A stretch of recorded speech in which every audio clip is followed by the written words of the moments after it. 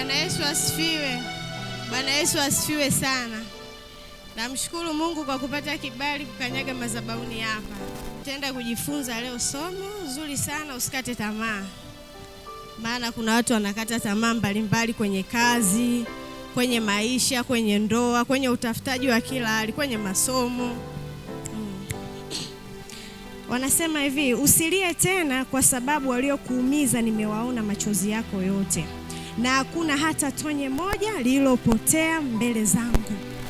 Naomba tusome Zaburi 147 mstari wa 3. Haijalishi unapitia kitu gani, haijalishi una changamoto gani, lakini utakapoenda mbele za Mungu, wewe jiweke tayari. Haijalishi huko ulikotoka umepitia changamoto gani. Changamoto ni nyingi jamani ambazo tunazipitia, lakini tunajitia moyo katika hii Zaburi. Usikate tamaa, wewe mtumikie Mungu. Lakini Baba alisema ataondoka wanaoenda naye. Haijalishi unayekimbia sasa hivi, lakini siku ambayo utavumilia mpaka kamilifu wa dahari, Mungu hatokuacha. Amina. Amina. Kwa hiyo tusikate tamaa, hata mchungaji tu tunamtia moyo. Hata wapendwa wenzetu tuendelee kuwakaribisha kanisani. Kwa juu unavokata tamaa ndipo hata uwezi kusonga mbele. Utasema mbona Sister Queen anabarikiwa kanisani? Mimi sibarikiwi. Usiwe na roho hiyo, lakini wewe mwambie Mungu, nikumbuke na mimi. Haijalishi yeye kakumbukwaje au yeye anafanya nini mbele yake, lakini Mungu kamuinua. Hata na wewe utainuliwa hivyo hivyo. Amen.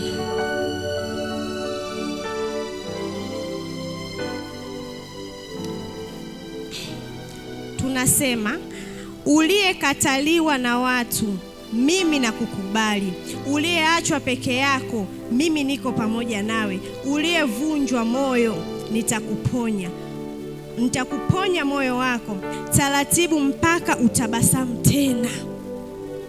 Kwa hiyo haijalishi, lakini Mungu anajua kabisa huyu atalia, utanyanyasika, iwe kwenye ndoa, iwe kwenye kitu chochote, lakini Mungu anajua kitu gani ambacho amekiweka mbele yako. Kwa hiyo wewe usikate tamaa.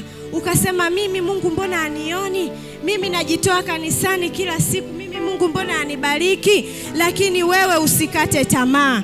Usimwangalie aliyobarikiwa, na wewe jiangalie moyo wako kwanza. Je, uko tayari? Uenda Baba kanagawa baraka kila siku, lakini wewe una kinyongo ndani yako. Wewe huwezi kubarikiwa, na unaambiwa moyo uliokopo safi ndio unaobarikiwa. Yaani wewe moyo wako tu ukisema mimi niko tayari kumtumikia Mungu, Mungu naye anakuona. Haijalishi unapitia changamoto gani, iwe kinauli, iwe kisadaka, lakini wewe mwambie Mungu, sina sadaka, nina nauli ya kwenda kanisani. Mungu anakuona. Haijalishi wewe utakayetoa milioni na mimi siotoa, lakini nimekuja kwa imani, utabarikiwa. Amina. Umeliona somo linavyotutia moyo Mama yako atakusahau baada ya kukunyonyesha wewe, atazaa mtoto mwingine, lakini Mungu hawezi kukusahau hata siku moja.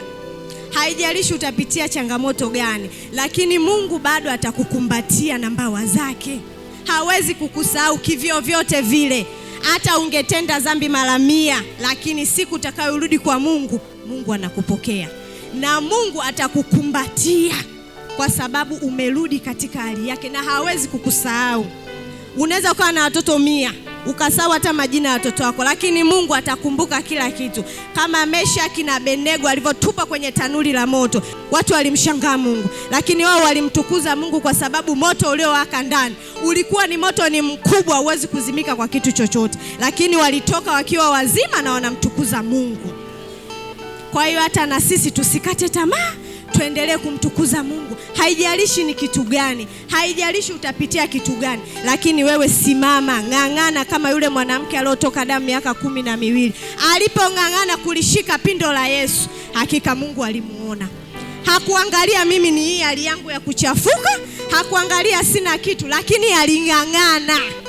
Hata na wewe ng'ang'ana na mchungaji. Yaani ng'ang'ana mpaka hatua ya mwisho. Hata kiatu chake wewe ng'ang'ana.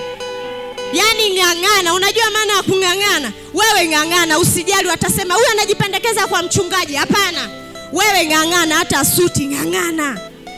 Kwa sababu utakapokata tamaa ukasema watu wengine wanabarikiwa, mimi sibarikiwi, kwa nini? Lakini wewe ung'ang'ani, ujitoe kwa mchungaji. Haijalishi unajitoa nini, hata ukienda kumsalimia tu mchungaji umejitoa. Yaani vitu mbalimbali anahitaji, lakini wewe utakaposema atoe tu fulani, hapana. Sema hata na mimi nitatoa. Hata ukija kudeki kanisani umejitoa. Ipo siku utamkumbuka Mungu, utamwambia Mungu, nilideki lile kanisa, Mungu nilinunua kiti. Lakini kwa sasa hivi huwezi kuona kitu chochote. Unaweza ukasema ni kawaida tu, mimi na deki. Lakini ipo siku Mungu atakukumbuka kwa wakati ambao hufai. Kwa hiyo tusikate tamaa, tuendelee kumshikilia Mungu mpaka ukamilifu wa dahari, na Mungu hatotuacha.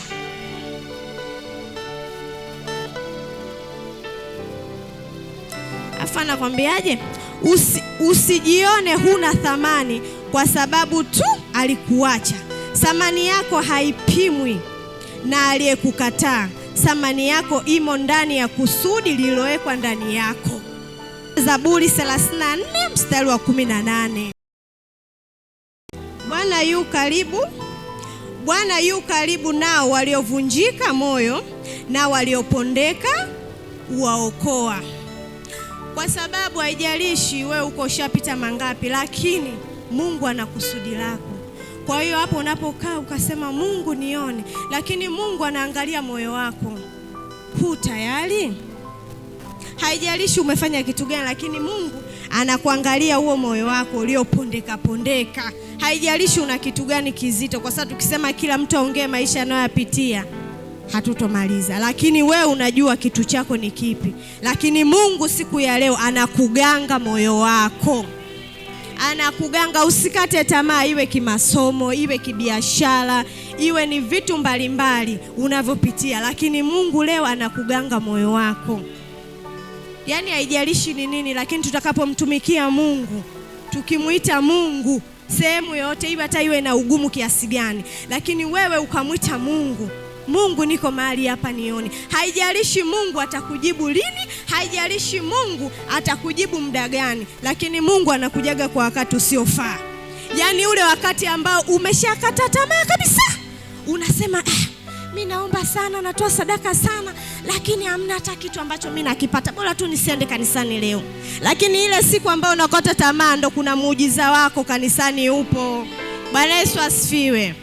Yaani wewe jitie moyo, haijalishi ni nini. Haijalishi unataka kuolewa, muda ushaenda bado hujachumbiwa.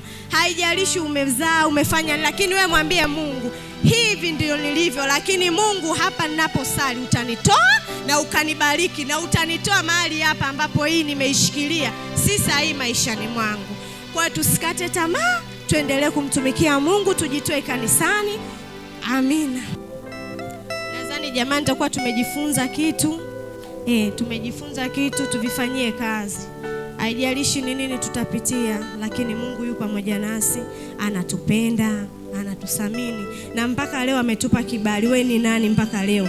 Kuna wangapi uliosoma nao, unaofanya nao kazi wamekufa, lakini Mungu amekupa kibali mpaka siku ya leo. Sio kama unatenda mema sana, hapana, ila ni kwa neema yake.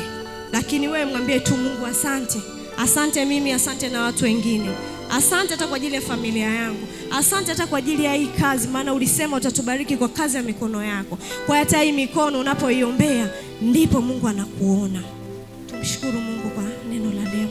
Mtakatifu, mtakatifu, uketie mahali pa juu palipoinuka.